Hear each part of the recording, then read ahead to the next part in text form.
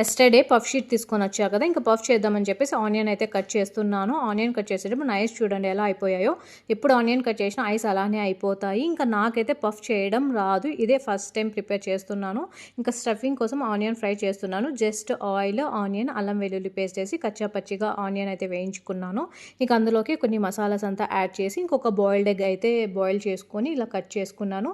ఇది ఎస్టర్డే తెచ్చిన షీట్. నాకు ఒక 5 పఫ్స్ కోసం ఈ షేప్లో అయితే ఇది కట్ చేసుకున్నాను. అందులో ఆనియన్ స్టఫింగ్ యాడ్ చేసి హాఫ్ ఎగ్ అయితే అందులో ప్లేస్ చేసి ఇలా 2 పఫ్స్ అయితే రెడీ చేసుకున్నాను. ఇంకా ఆనియన్ స్టఫ్ మిగిలిందంతా ఇంకా మిగిలిన పఫ్ షీట్లో యాడ్ చేసి దానికి వెజ్ పఫ్ అని చెప్పేసి నేనే పేరు పెట్టుకున్నాను. ఇంకా దానికి బటర్ అంతా పైన అప్లై చేశాను. కొంచెం బటర్ అన్నది హెవీగా అప్లై చేస్తే మంచిగా బేక్ అయితే నేనైతే లైట్గా చేశాను కాబట్టి అంత పర్ఫెక్ట్గా బేక్ కాలేదు. బట్ టేస్ట్ అయితే బాగున్నాయి. ఫస్ట్ టైం కదా, ఇట్స్ ఓకే. నెక్స్ట్ టైం ఇంకా పర్ఫెక్ట్గా చేస్తాయి. ఈ షీట్స్ ఇండియాలో కూడా దొరుకుతాయి. ఒకసారి మీరు కూడా ట్రై చేయండి. సరే మరి బాయ్.